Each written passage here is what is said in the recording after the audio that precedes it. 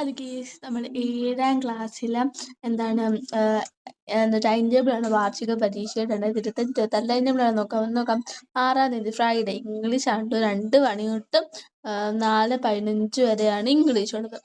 അപ്പം അത് കഴിഞ്ഞാണ് ഇനി 10ാം തീയതിയിലാണ് 10ാം തീയതി 1:30 തൊട്ട് 3:45 വരെ മലയാളം സെക്കൻഡാണ് ഉള്ളത്.